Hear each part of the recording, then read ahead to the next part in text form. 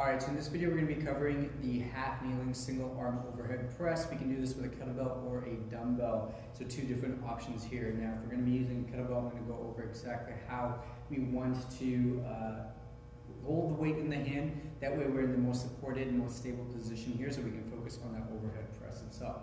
So for this one, what we want to generally do is, let's say if I'm going to be pressing on the same side as the lead leg, which in this case is going to be the left leg, I'm going to take the L shape of my hand here between the thumb and the index finger. I'm just going to feed my hand through there so you can see that the kettlebell handle just sits in that groove between the thumb and the index finger itself. And then I'm going to wrap the hands around, bring it up nice and close, creating this shelf here with the elbow into my rib cage. And this way I feel that the weight is nice and supported and it's not pulling my wrist into extension, putting unnecessary strain and force into the wrist joint itself. So that is going to be our support position.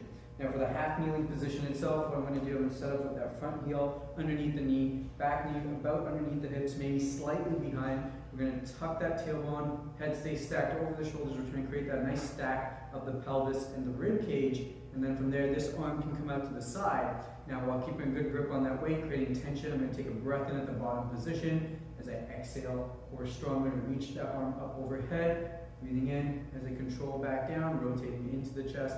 And then again, I'm going to open out that arm, reaching up overhead for that subsequent rep. Now, some things we want to make sure that we don't do. In this case, will be being so loose that we're rounded here and too relaxed. I want to make sure that my feet are pushing into the ground. I also want to make sure that I avoid overextending that back here as I'm pressing. So as we're pressing, we don't want to feel ourselves leaning back here. I want to think about keeping the abs engaged and the ribs down, so that way we're working with a nice frame to allow that shoulder blade to move against the rib cage.